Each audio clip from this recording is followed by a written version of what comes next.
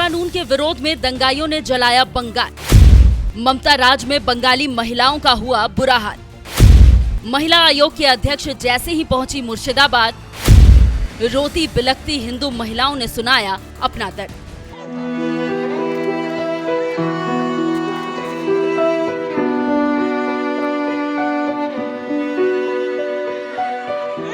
ये चीख, ये पुकार और ये बीएसएफ कैंप की मांग।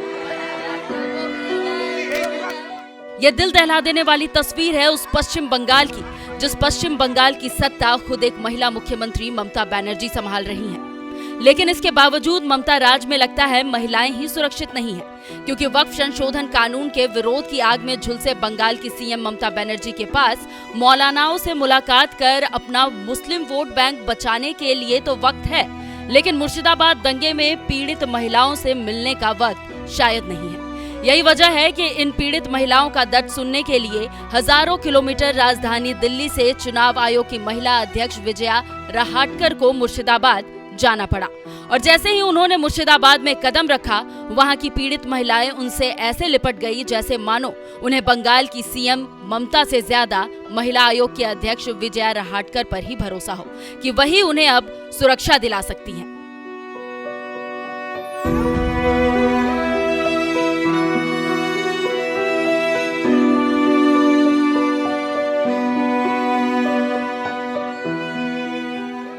जिस बंगाल की पुलिस ममता सरकार के पास है, प्रशासन भी ममता सरकार के पास है, उस बंगाल का हाल ये है कि मुर्शिदाबाद के पीड़ित हिंदू भी अब बीएसएफ कैंप की मांग करने लगे हैं, क्योंकि उन्हें ममता सरकार की पुलिस पर भरोसा नहीं है। इस बात से समझ सकते हैं कि मुर्शिदाबाद में किस तरह से हालात खराब हो रहे हैं। हम लोग चाहते हैं बीएसएफ कैंप चाहता हूँ। हाँ, हमरा सब बीएसएफ कैंप चाहता हूँ। हम लोग चाहते हैं हम यहाँ मेरा जन्म स्थान है, हम यहाँ ही थकेंगे, लेकिन इसलिए हमको पूरा लाइफ टाइम का जो सिक्योरिटी वो हमको चाहिए।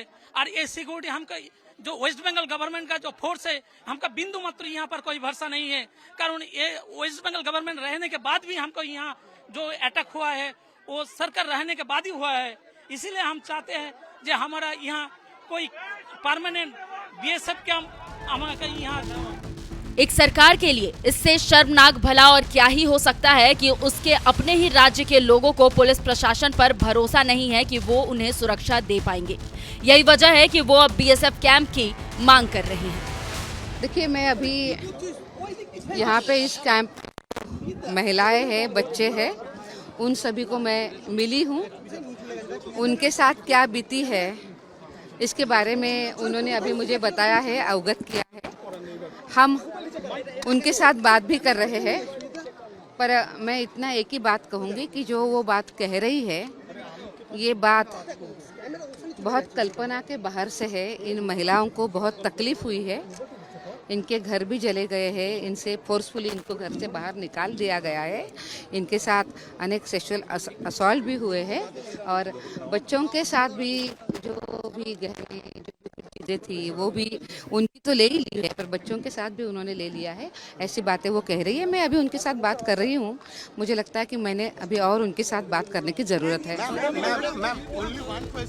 राष्ट्रीय महिला आयोग की अध्यक्ष विजया रहाटकर को मुर्शिदाबाद दंगे की रिपोर्ट पहले ही मिल चुकी थी, लेकिन इसके बावजूद उन्होंने मुर्शिदाबाद जाना बेहतर समझा, क्योंकि वो खुद पीड़ित महिलाओं से मिलकर उनका दुख दर्द सुनना चाहती थी। हम आपको मिलने के लिए आए हैं, आपको देखने के लिए आए हैं, और मैं आपको एक बार जरूर कहूँगी कि आपको ऐसा नहीं छोड़ेंगे। विजया रहाटकर जब पीड़ितों से मुलाकात कर रही थी, तो इसी दौरान एक ऐसा वक्त भी आया जब पीड़ित महिलाएं जमीन पर लेट गईं और रोते बिलखते हुए खुद पर हुए अत्याचार की दर्दनाक दास्तां बयां करती नजर आई।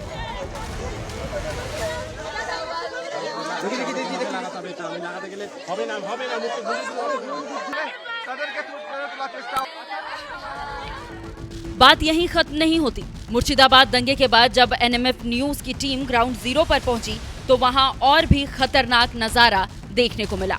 जहां हिंदुओं के घरों पर इसलिए निशान लगाए गए थे कि वक्फ संशोधन कानून के विरोध की आड़ में उनको निशाना बनाया जाए। ये देखिए यहाँ पे मार्क किया है कि कौन हिंदुओं का घर है, इस तरह से मार्किंग करके गया है कि ताकि दंगा ये पहचान सके कि किसके घर में बम मारना है, किसी घर में आग लगानी है। हर हिंदू के घर में इस तरह से मार्किंग की गई थी दंगों से पहले। ये बहुत बड़ा खुलासा है एनएमएफ पे। ये देखिए जितने हिंदू के यहाँ पे घर हैं, यहाँ पे पहले इस तरह से मार्किंग लगाई गई, यहाँ पे मार्किंग, यहाँ पे मार्किंग, ये देखिए। और जिस घर में मार्किंग थी उस घर में जानबूझ के हमला किया गया था, बम मारा, आग लगाई। ये देखिए सब इसी तरह की मार्किंग की गई थी हिंदुओं के घर में। और वो मंदिर यहाँ से पता चला है, कहाँ से पता चला? यहाँ से वो लोग सीमा को छोड़ना चाहते थे और इसी गली से ये सब भीड़ आया था। घर भी इधर गिरिल भी ठंडाया, गिरिल भी तोड़ा था, यहाँ तक ये आ गया था, यहाँ तक आ गया था। यहाँ तक के पत्थर चलाता है। अच्छा, फिर यहाँ से जब पत्थर चलने लगा, जब लोगों ने प्रतिक्रिया की तब वो निकल के भाग गए। चार तरफ से आया सर, मियाँ इतना आया, इधर से आया, मियाँ लोग घर है। हाँ अच्छा, बगल में ये जो दो घर है मियाँ बगल में, ये लोग भी सहायता किया। हाँ, ये लोग बताया होगा। हाँ, ये लोग बताया होगा, ये लोग का कहने पे लूटपूट किया होगा।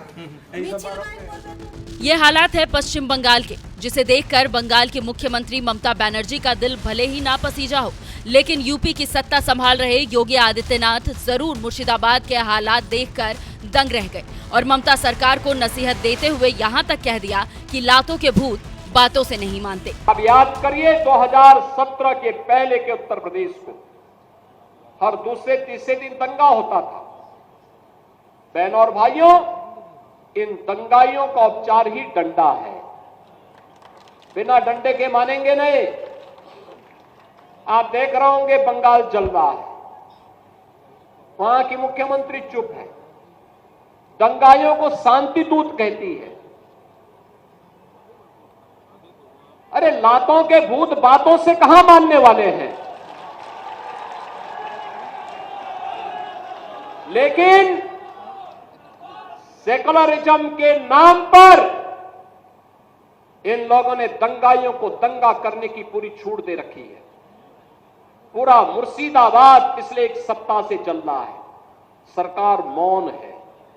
बहनों और भाइयों, इस प्रकार की अराजकता पे लगाम लगनी चाहिए और मैं धन्यवाद दूंगा इस बात के लिए वहां की माननीय न्यायालय को, जिन्होंने वहां पर केंद्रीय बलों की तैनाती करके वहां के अल्पसंख्यक हिंदुओं की सुरक्षा की व्यवस्था करने के लिए कदम उठाया है और आज केंद्रीय बल वहां पर तैनात है।